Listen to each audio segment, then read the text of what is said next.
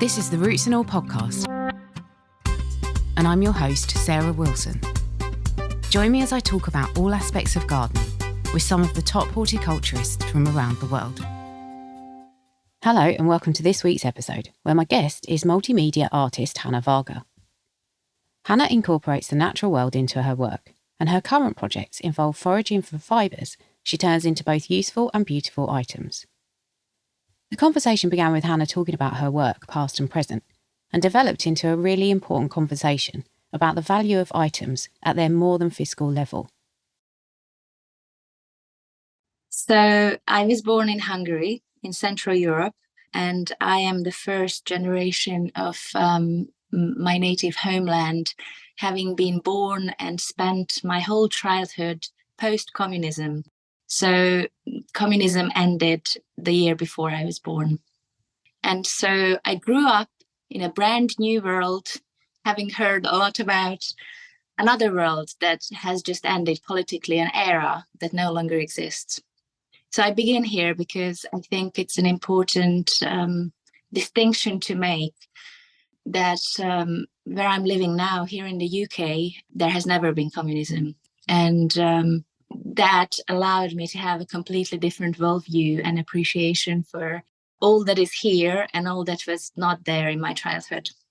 So I lived the first 16 years of my life in Hungary. And then while I was still an art student, I was studying fine art, sculpture. I moved to London. And for several years, I lived a double life, working part-time in London and traveling all over Europe to visit various museums and art galleries and to finish my art college in Hungary. And once I graduated, then I came back to the UK and I settled here full-time, and I've been living here for the past 16 years.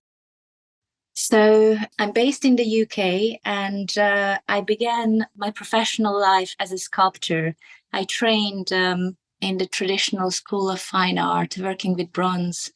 And in fact, for my degree, I had to produce my first bronze sculpture using the last wax bronze casting technique. That is a very ancient process that has been around for thousands of years. So I come from that background of traditional fine art sculpture. I studied also art history. And then in London, I was working for several years alongside a small art bronze foundry in Fulham called the Crucible Foundry. And here I began working with leaves, and I took a foundation course in botany and several other courses in order to learn more about leaves and plants. And that's where my work with the natural world, with the world of plants, that's where it began. And so I co-founded a small art practice in London together with Sam Dalton, who's one of the founders of the Crucible Foundry, called Ashleaf. And this small art practice was dedicated to cast leaves in solid bronze, creating beautiful, unique leaf sculptures.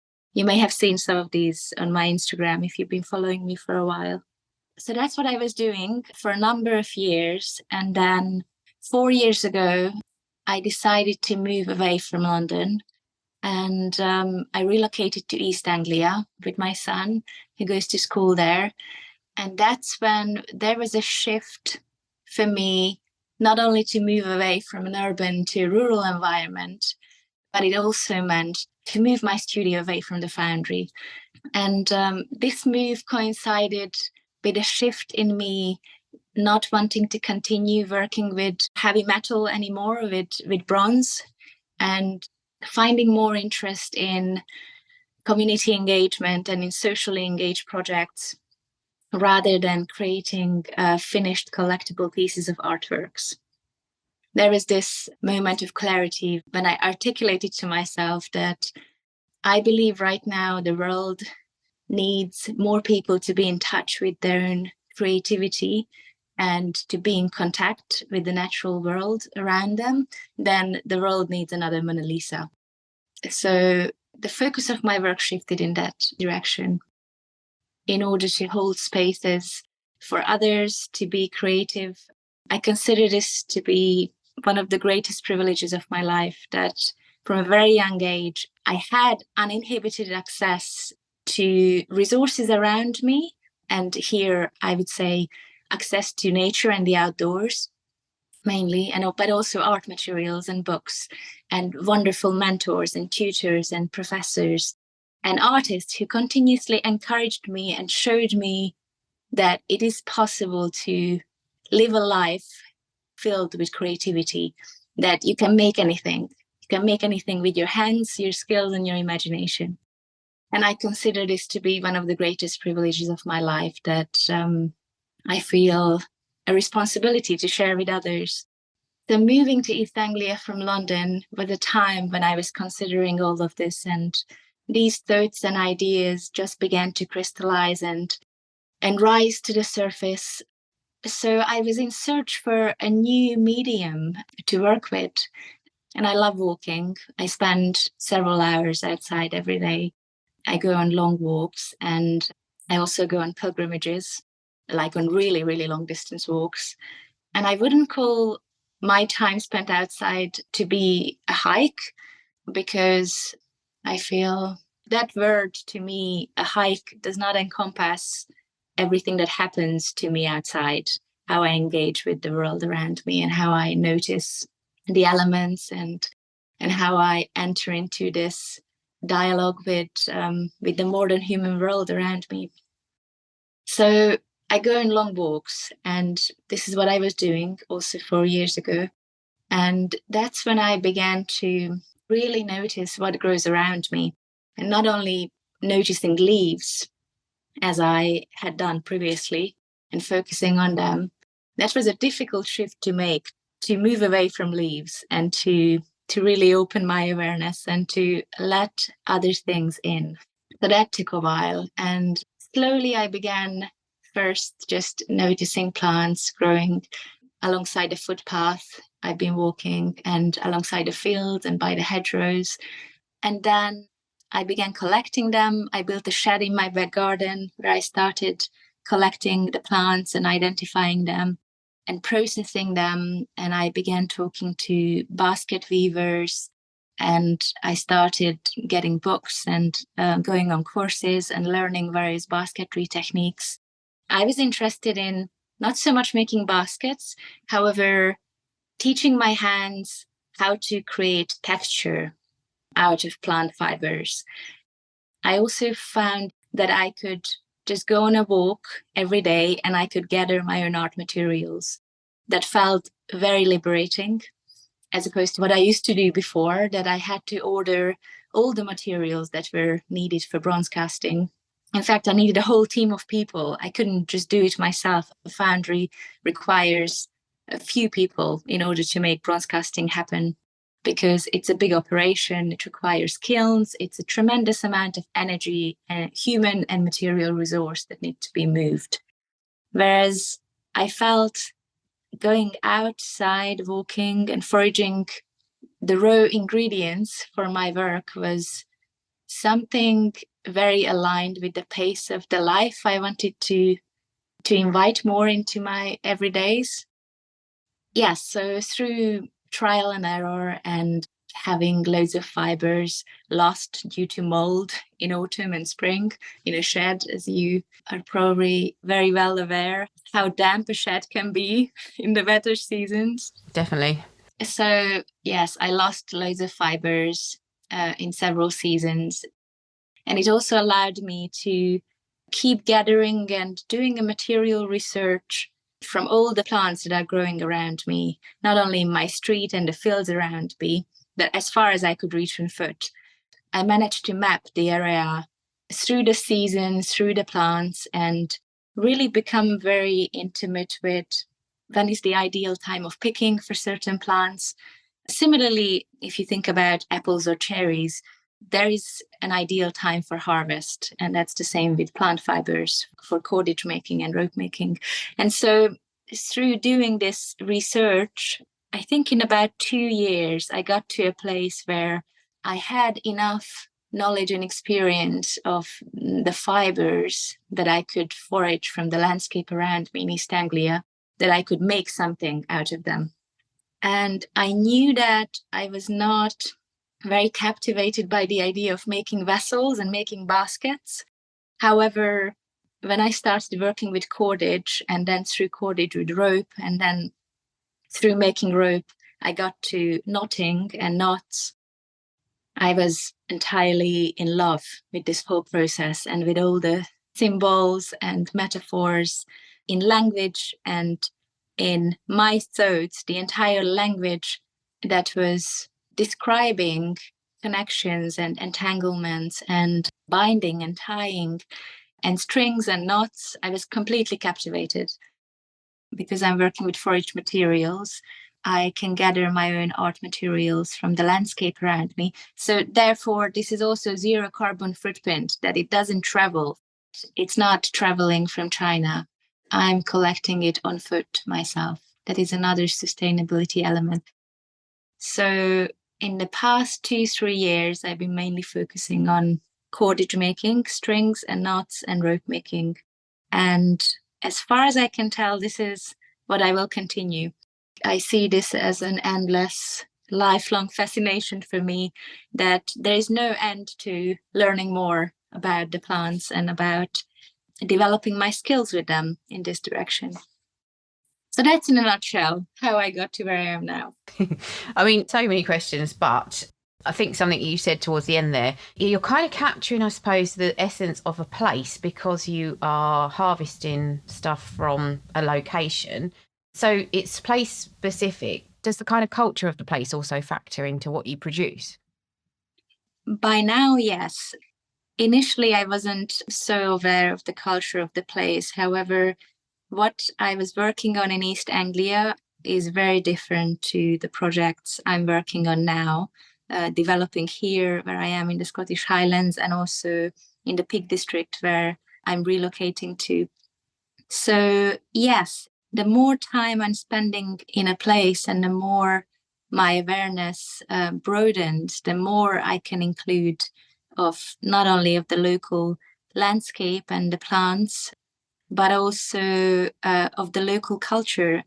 For example, now here I'm in the tip of the Black Isle, an hour north of Inverness in the Scottish Highlands, and the landscape here and the culture and the history has been shaped by its coastal history and the maritime activity in the harbour. There used to be hemp rope works that were providing ropes for ships for a naval base. And even earlier than that, this was a fishing harbour and a fishing port where presumably there were loads of fishermen making nets and making cordage and ropes to fish. So that history is very much in my awareness at the moment. And I'm currently reading and researching and talking to local people and local historians about what remains of all this history that is largely lost to us these days. And what kind of plants can you use in your work? All kinds of plants. I would say that any plant fiber is suitable for making string. There is one important factor. It only depends on how much time, patience, and skills someone has. So a great discovery for me was in recent years is that I can make rope out of leaf stems. They are quite short and fragile. However, if I process them the right way, with the right imagination and having sufficient skills, I can transform them into a piece of strong rope. You actually mentioned a word that I'd made a note of whilst you were talking, and that was patience. There's so many different aspects to what you're doing. And the reason I think this is because I went to see The Nettle Dress a couple of weeks back. Such a great film. Yeah, it was beautiful. But what struck me is that whole thing of a slow, very decreased output. There's so much effort that goes into something that is very time and place specific, but it's also like a snapshot of that person's life because so much of them goes into it. And yet the output is much reduced to if you were doing something on a mechanical scale. And I think that as a human race at the moment, we may find that quite jarring. How do you justify spending the time and also like that economical output as well? Because then we can charge for our time and we can have lots of things to sell. How does that work for you? It's a valid question and a valid consideration. I think I would like to begin answering this coming from a rather anti-capitalist perspective, where I do not focus on productivity as such or how I can make the most out of something. In fact, that language itself to me is very capitalist and is based on exploitation, exploiting time and exploiting human resource and exploiting natural resource.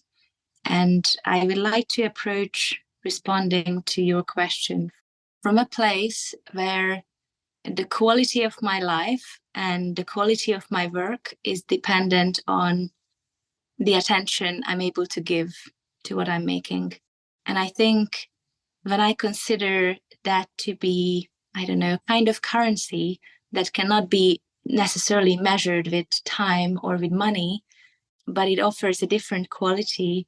I don't know what kind of measure we can use here that is universally acceptable other than trusting that what I'm creating and working on, I believe has value and will add to people's lives. And I believe this is the highest contribution I can give in this lifetime as a human being to others in this moment in time. Yeah, it's such an important point and such an important way of reframing our whole ideas about how we kind of spend time and what we do with our creativity and everything. You sent this to me in an email about your notes on the project that you're working on at the moment, and you mentioned creating reciprocity with the more than human world. Does that tie into that? Yes, it does. And in terms of the return from the work and the conversation, when I moved away from London and I stopped creating so-called products that are sellable, and I started focusing more on community work and socially engaged projects, I realized that the outcome is not where I get paid, that the payment for my work, the financial compensation, can come from many different sources. And this could include crowdfunding, it could include local charities. So I sometimes apply for funding anywhere between £200 and £2,000. It could include larger funding, such as the Arts Council and bigger organizations that support the arts. And it can also come from private patrons who choose to donate money for me to work. So the pressure is not at the end result that only those can access my work who can pay for it and collect it and lock it away and just keep it to themselves. Of course, that still happens, and there's nothing wrong with owning beautiful works of art and having it in our homes. However, I believe everyone has the right to have access to so-called arts and experience a different quality through that access. I believe it's a fundamental right of every human being to have access to artworks. And I would like to create opportunities where people can have access to the artworks I'm creating and projects I'm working on, regardless whether they are in a position to financially contribute to it or not. In fact, I think there is the reciprocity there, the paying it forward, that I'm almost inviting them to come and experience something and therefore learning how to care for it and then reinvest in it. So I think someone has to make the first step towards those who do not yet know how to appreciate creative work and what the worth or value of creative work is. And the same goes for the natural world and the climate crisis arguments, where why are there so many people who don't care for the natural world and for the climate crisis? Because they may not know about it yet so intimately in order to care for it. And I think the same goes for art in this respect. You're kind of paving the way in lots of different ways. But as you were saying about storing materials in the shed, these are things that people would have known how to do in times gone by. But what you're doing is kind of picking up pardon the pun, the threads and collecting that knowledge back and putting it back into use and putting your take on it. And, you know, I think it's that whole idea of taking this knowledge that we've lost and then making it accessible. So I think, again, that's just such an important part of the process. And it's a really good thing for people to remember that. Thank you. That sounds like a wonderful reaffirming compliment to my work, so I appreciate that. I don't know what people are going to do with what I'm presenting them with.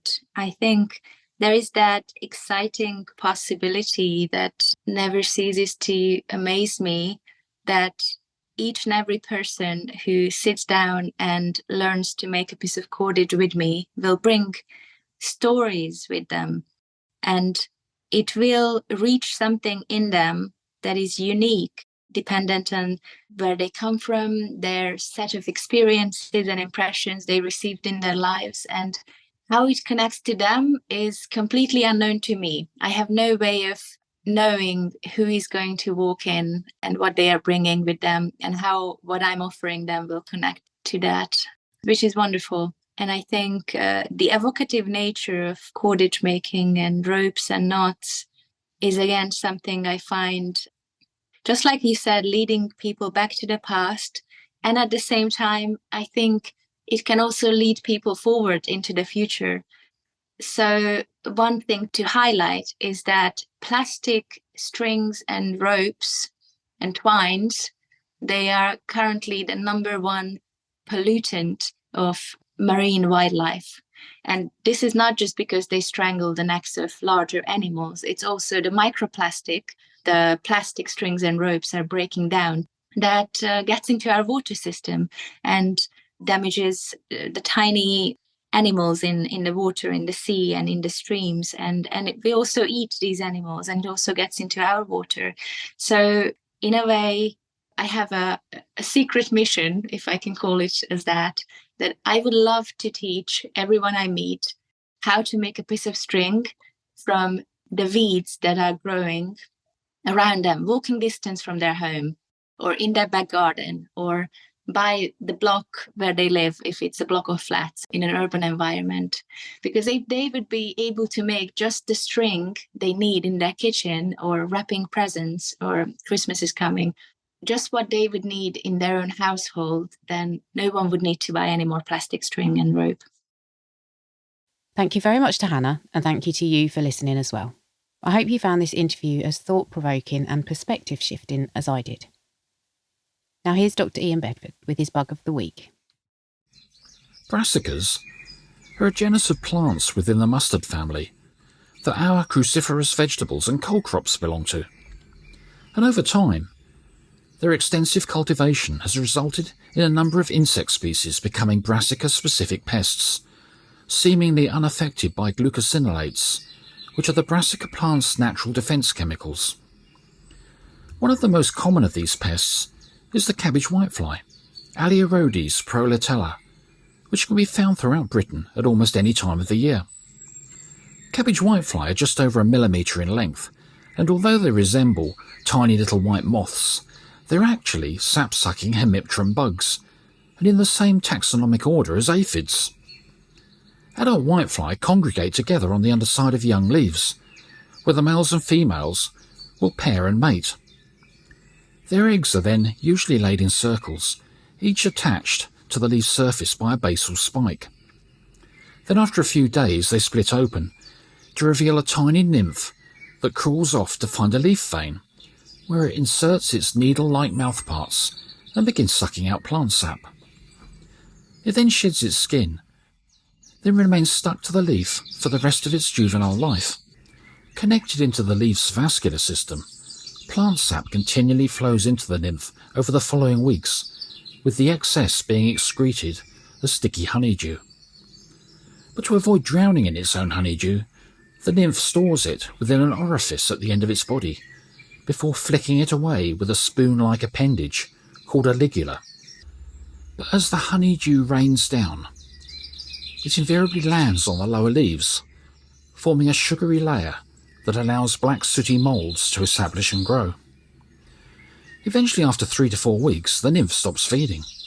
Its skin hardens, and an adult whitefly begins forming within, which a week or so later hatches out and flies off to the younger leaves, where it congregates with others, just like the previous generation of adults had done, to mate and lay eggs. Effectively controlling cabbage whitefly would likely be tricky, since they'll be difficult to access amongst the plants, and also the airborne adults will be continuously reinfesting. But since the nymphs will only be on the lower surfaces of older leaves, it may not be necessary to control them, unless the infestation is very severe and the edible parts of the plants are becoming contaminated with black sooty mould. In which case, a proprietary soap-based product, or even a chemical one, might have to be used, provided it's approved for use on edible plants, with clear instructions on application and harvest intervals. You can download or listen to the podcast direct from the website rootsandall.co.uk. Please also check out my Patreon, where you can make a one-off donation or take out a monthly subscription to help support the podcast. Because if you enjoy the show, please help it continue. I also have a GoFundMe where you can make a one-off donation. Even a one-off donation of £1 helps, and I'll be really grateful for your support. So please go to Patreon or GoFundMe and search for Roots and All Podcast.